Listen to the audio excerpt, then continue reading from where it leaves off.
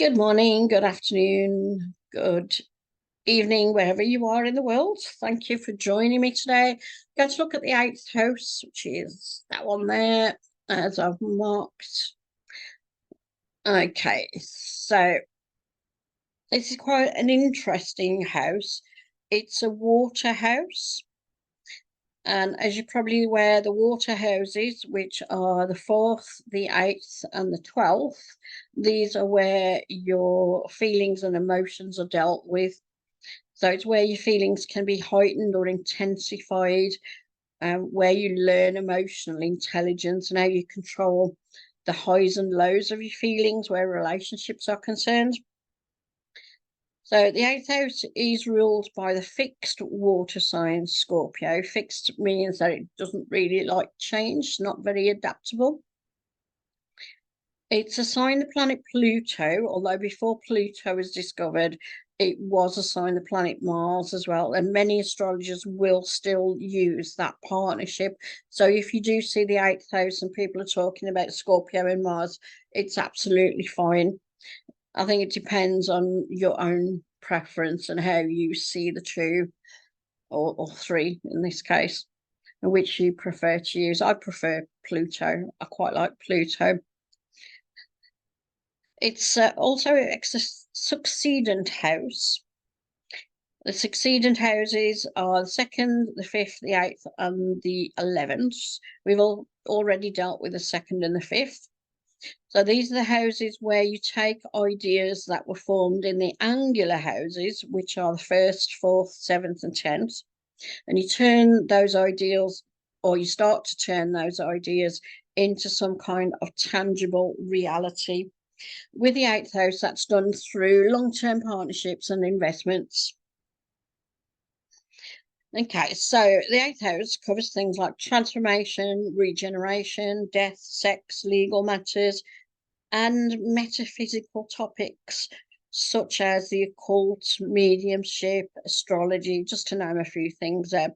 So it gives an indication into the strength of your intuition and how you perceive life and death in general. It relates to the resources of other people. Now, this includes their money, their possessions, talents, and also their self-worth. But when we're talking about relationships and becoming more permanent or long-term, if you think about it, you have your own resources and then the other person has their resources as well.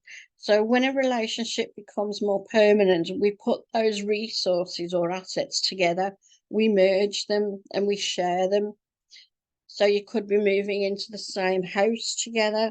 You could be having a bank account under both names. Things like that, for instance, are covered under the eighth house. And relationships become permanent then, but they could also turn into power struggles. So you've got obsession and jealousy and things like that, control. It's basically the business side of commitment, this is. So you're signing a lot of agreements, you're getting married, it could be a divorce as well, there could be, as I say, joint bank accounts, prenuptial agreements, things like that would all be covered here. And if you think about marriage, if you think about the vows that some people do, you hear those sayings till death do us part, or for richer and for poorer, for better or for worse. These are all put to the test under the eighth house.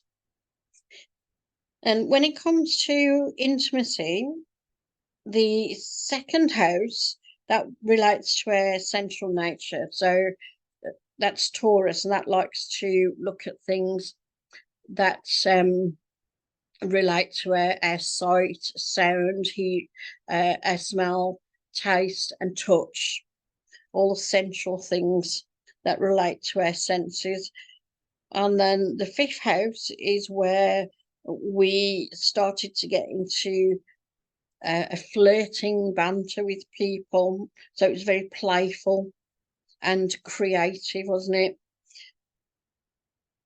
And then when we got to the 7th house, we decided we liked another person, we were attracted to them, and we begin to date them. Now, when we get into the eighth house, we start to see that there's a lot of chemistry between ourselves and that other person, and we want to make this a more committed relationship. We don't just want to date now, we want to settle down, we want to live together, we want to get married, we want to cohabit in our own home. And we want to share our own resources with that other person and also share their resources. We want to work as a partnership, not on our own. So when it comes to intimacy, as I say, this is almost like the joining of souls.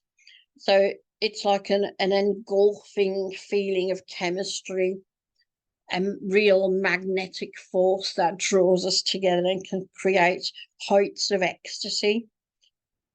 But there's also some negative things that can be attached to this as well, such as obsession, control, or we could actually feel overpowered by the feelings that we've got for that other person, that like that magnetic attraction. It could be overpowering for some people.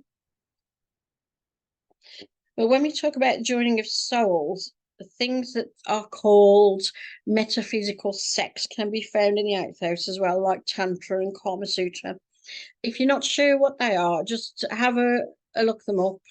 There's plenty of information on the internet.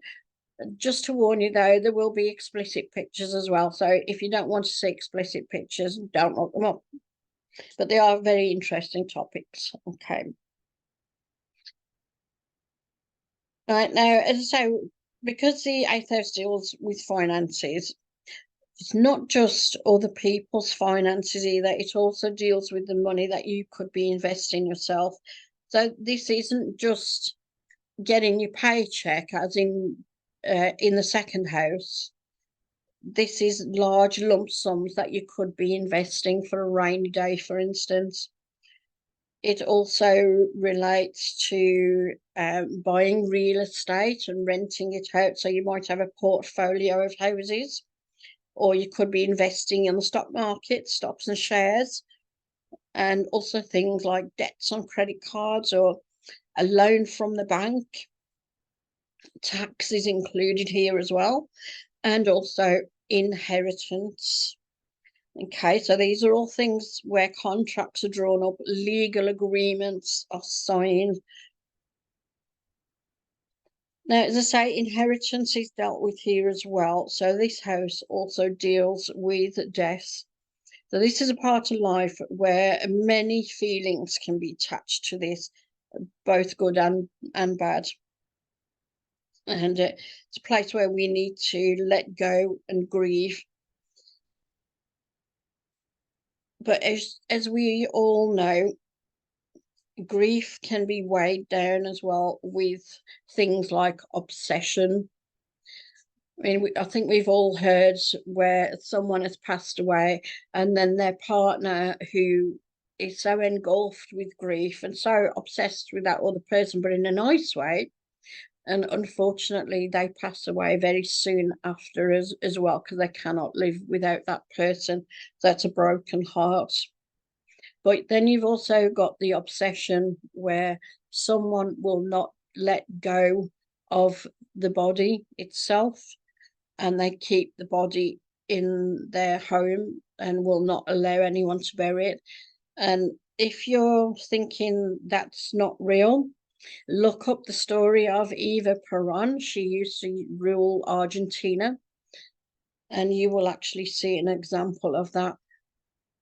Because it's yeah, it's a bit of a weird obsession, that one. Not so nice, is it? You've also got things like rage. People could be thinking, why did you go before me? I was meant to go first. Why have you let me let me stay on my own? Things like that. But then you've also got the type of rage where if if a life has been taken by someone else, you've got that rage and that feeling of revenge as well. I'm going to go after them. They're not going to get away with this, that type of situation. But then as well, around a death, we've often got the reading of a will, which is a legal agreement. And then we come to things like jealousy and a battle over inheritance. You shouldn't be left that money. It should come to me, for instance.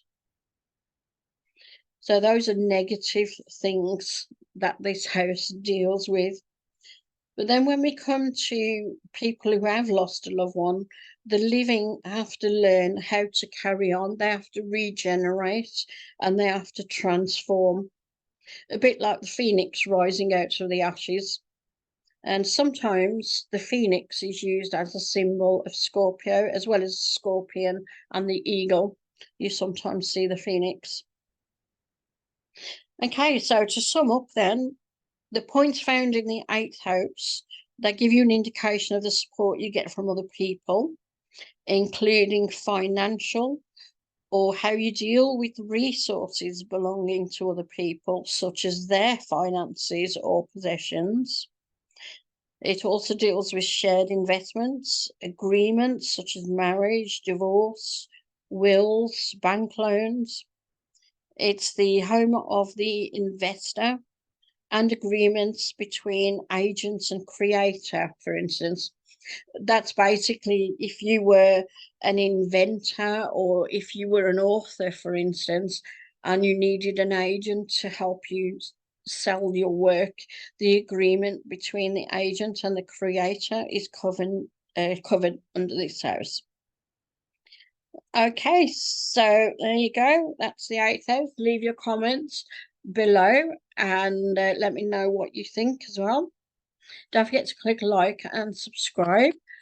And then next time we will be dealing with the ninth house, that one there. Okay, so take care, everyone. Thank you for joining me, and I'll catch you all next time. Bye-bye.